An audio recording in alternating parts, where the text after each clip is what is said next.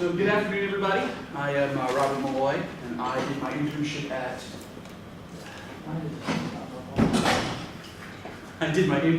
Citigroup here down in Tampa at their corporate campus off MLK and Falkenberg Road.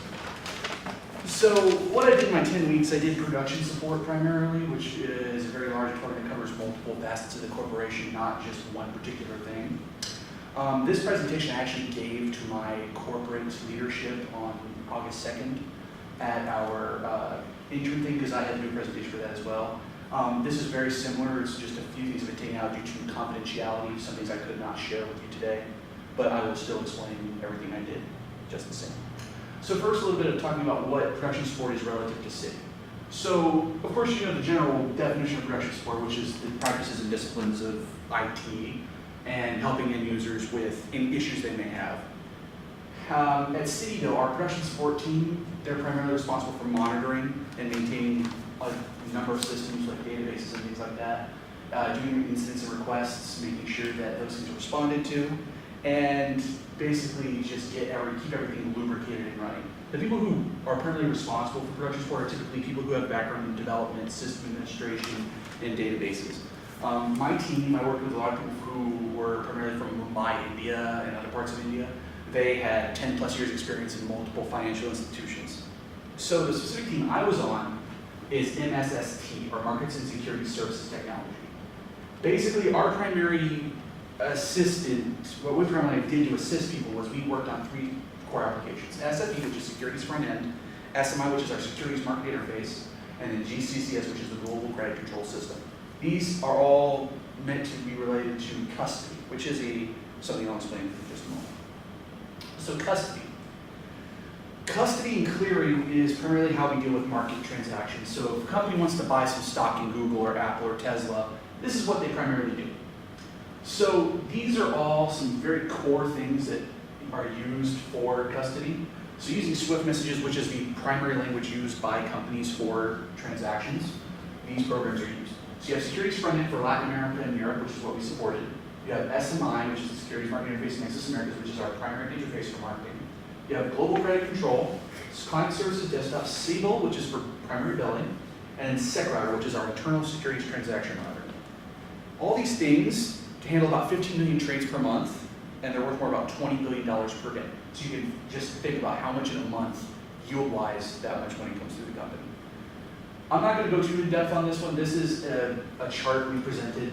This is basically just the layout of how the flow of transactions comes through the company. So the first the Swift messages are dispatched. They come through CitiSwitch, which decides where they go. SFE decides that they should go back to SecRouter, to TM, SecCore, all these other things. So then the applications themselves, here's the descriptions. So CitiSwitch, external Swift-based messages are intercepted. SecRouter, small-scale transactions for Citi to interact with clients directly, not having to go through major third parties. TM, Transaction Manager, this is where clients have the option to talk to Citi directly. They don't have to go through a third party or a middleman. Securities front end, this receives client messages, validates and sorts them so that they can go downstream without having any issues. SecCore settles the trades and pushes the transactions through these three systems. They primarily deal with things like COBOL and a lot of old antiquated technologies. GCCS is what does the risk calculation to make sure that the company that's doing these transactions or gets these credit lines is not going to default on their loans or default on their credit and cause a lot of lost opportunity for Citi. CBIL, that's the billing application, that's basically all it does. GIW is a data warehouse. This is where all the trade data gets dumped after it's done. CSD is where our clients access this data, because with being a financial institution, Uncle Sam is a little picky on what we can and cannot do. So CSD is our way of securing this data so that we don't have to worry about it in the future if malicious activity is possible. And then SMI is basically the interface that decides if the market transaction is good or not, or if it can match or not. So what did I do? Well, boiling down a little bit, basically all I did in my internship was I learned the methods and practices of the production support team. I did a lot of observations, a lot of shadowing, a lot of understanding what they do, because my manager told me from the get-go, it usually takes about 6 to 9 months before they let people actually work in an actual production level. So I mostly just observed and learned. And then I used Udemy, which is I'm sure we all know what that is. It's a very large collection of computer science and information technology topics in web seminars. So those are the two things I primarily did, but I did have other things. So what I'm going to do now is talk a little bit about like some of the technology we use. So the first thing is AutoSys. AutoSys is basically a way to automate batch scripts. So it uses the GIL, the Job Information Language. Basically, it has the intent of being user-friendly and accessible, and it wants to make sure that people who are working in these fields don't have to be experts in computer science to understand how to run a batch script of any kind. So when Citi uses them for internal deployments, AutoSys and GIL were essential to make sure that the scripts would execute at certain times during certain parts of the week and reduce the amount of manual labor that was necessary to ensure a positive and quick experience for our clients and internal users. So the next thing we're going to talk about is ServiceNow. This is the core of production support. This is basically like anytime you have an issue, like your computer doesn't work, you can't get into a system, your credentials are broken, ServiceNow is what you go to. So anytime there's a technical issue or anything like that, you would send a ticket, the support associate would acknowledge it, they would assess the error, and then if they can solve it, they'll try to figure it out as best as they can. If not, they'll pass it up to level 2 or 3. In my case, I was on level 2, so I wasn't really working with the basic, oh, my computer doesn't turn on. I was working more with like, this database isn't printing out the information I need, I can't get this report. So, because it is a linchpin, it makes sure the production support team maintains clear and concise documentation. If they don't, then it kind of causes future incidents to be a lot longer and take a lot more time to be resolved. So throughout all this, these things are so important that they are basically what allows for continuity of business on all levels. So without ServiceNow, nothing will get done. So breaking that down a little bit, incidents, changes, requests, and various types of management. So incidents on ServiceNow, there's two forms. There's standard incidents, which are minor, not necessarily massive ones, and then major ones, which are like a major national stock exchange can't get their trades in and out. So when those things happen, you have to decide what their priority is, acknowledge them, investigate, solve, or escalate. So severity, priority, as well as urgency, those are just factors. If small things are broken, that's not as important as if a country cannot access their data. Changes are typically stuff that we do on weekends between the green zone, which is Friday afternoon through Sunday morning. This is basically patching and just making sure stuff is secure, making sure everything's up to date and running. These are subject to massive and intense reviews and approval. It's like you have to go through like 10 people just to get one thing approved. That's done because, again, Citi is a major financial institution. It is the backbone of American capitalism. If something breaks, the problems that it can cause can go into the trillions of dollars. And then there's two styles of management with ServiceNow. There's incident management, which is solving the issue and restoring full operational capacity. And then when you're done with that, you break down into problem management, which is to solve the underlying issue so that it doesn't happen again. So the major incidents, I'll talk a little bit more about that. Major incidents, basically they're very big, there are a lot of money lost, severe. There are a couple ways they measure that. There's financial impact, which is how long the downtime is, necessity of how fast it needs to come back up, and how much time can be lost before Uncle Sam gets a little testy. Regulatory impact, again, like I said, Uncle Sam gets a little testy if things are down for too long, so you'll want to make sure that everything's restored and running before governments start fining you for missing data, missing servers, and things like that. And then reputational impact. If every ATM in the country went down tomorrow that was powered by Citi, think about the PR impact of that. Nobody would be able to access their money. It would be a horrible nightmare for Citi if everybody was like, hey, I can't get my money. Citi's crappy. I'm going to go to Mid-Florida or JP Morgan or Chase Bank or something like that. That would be good. So here's what a ServiceNow notification looks like. This is something that I would have interfaced with on a regular basis. This is actually one from my email from July 23rd. Basically, Mexico's custody clients were not able to authorize cash and securities transactions, which is not a fun thing. It took over 10 hours for it to be resolved. So then, some of the things I worked with, essential tools based-wise, was I used Microsoft SQL Server to diagnose and solve issues. Because production support doesn't have front-end access to code, we didn't have access to like C code or Java. So any issues we faced, we had to solve through SQL queries. And then for my specific project, I worked with PowerShell, Visual Basic, and Microsoft Batch, or Windows Batch. All of those things, they're antiquated technology or more grounded to the roots. Those are the things that really got me to the end being internship and got my presentation, got my stuff done. So another thing I learned during my time was Genius ITRS, which is a software package utilized by Citibank to assist in monitoring essential systems. So like if a computer's hard disk is full, RAM is just using too much RAM, if it's got issues with processes not being executed, this is how we would pick up what's wrong and ensure minimum downtime. So just a quick thing, this is what our infrastructure monitoring core looked like. You have networking, CPU, disk, hardware, top or processes, and then device I/O.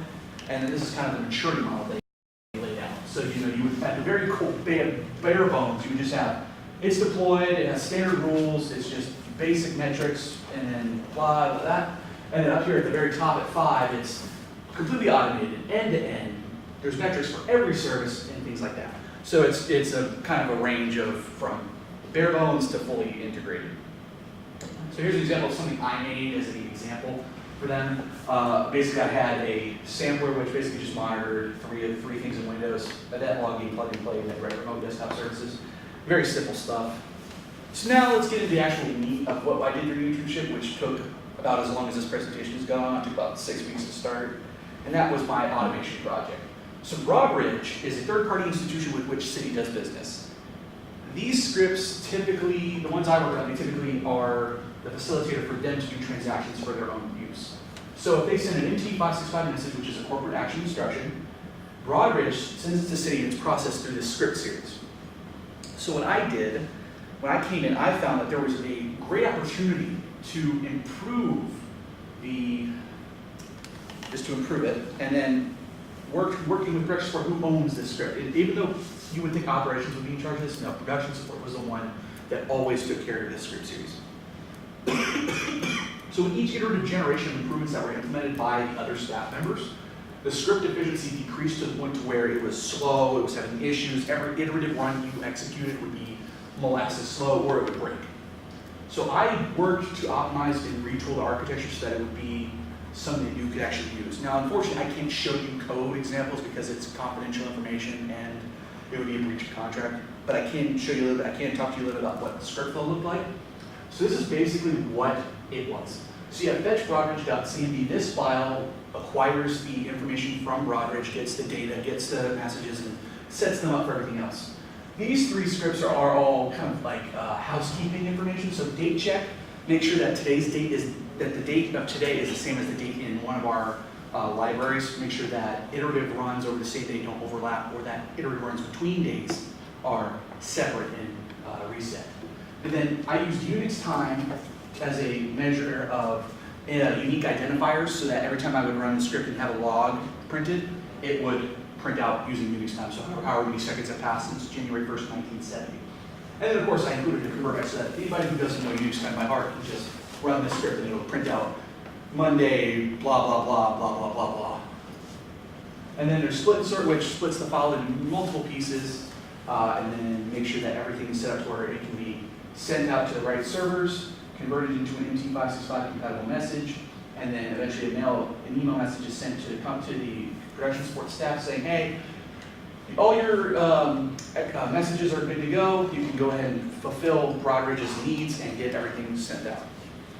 So this is kind of like a little overview of what I just talked about. So like I said, based on the knowledge I learned and concepts I've gained, reworked the architectural core, unique iterative identifier, so O1, O2, and Unix time, and then preparing for an out-of-sys job. Now, unfortunately, we weren't able to get a completely functioning script at the end of our internship, but the staff we worked with were very helpful and very contributed to the process.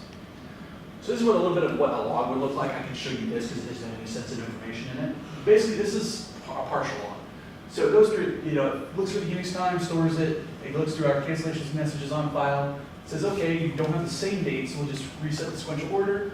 It fetches the files without error, and then goes through and splits it. It says every 50 cancellations and new messages, it splits it into a new thing, so it shows you how many messages you have. And then it goes through and does the rest of the script after that. So some key improvements that came out of this that I found was I improved the partitioning so that each script was self-reliant. It didn't have to be nested within another script, so it could just be run, bam, bam, bam, done. Data logging so that now, if it does fail, that they have a comprehensive way of checking to see where it failed. Say, okay, hey, this is where it failed, we need to fix this, we need to do a code revision, things like that. And then performance improvements. Before I got to the script, it was almost entirely written in Visual Basic, of all things. So by retooling it, and I moved most of the scripts to PowerShell and Batch, which improved the performance by a good 50%, if that. So, managing expectations. This is where I talk a little about how I felt about it versus what I had thought I was going to get out of it. So let's curb my enthusiasm here. Corporate politics and cultural huddles were a major issue. During the first half of the internship, I didn't really have anything to do because there was no communication, no interaction. It was just a, hey, just go learn some things and we'll get back to you. That wasn't very interesting. Yesterday's technology today. Like I said, I used Visual Basic, which is something that has been used since 1996 in mainstay applications. So trying to learn old technologies over again from scratch, not exactly the best thing in the world. And then production or lack thereof. So like I said, I didn't really have an opportunity to do anything until like week 6 or week 7. So all this was done in like 3-week periods, so it wasn't nearly as good as I wanted it to be.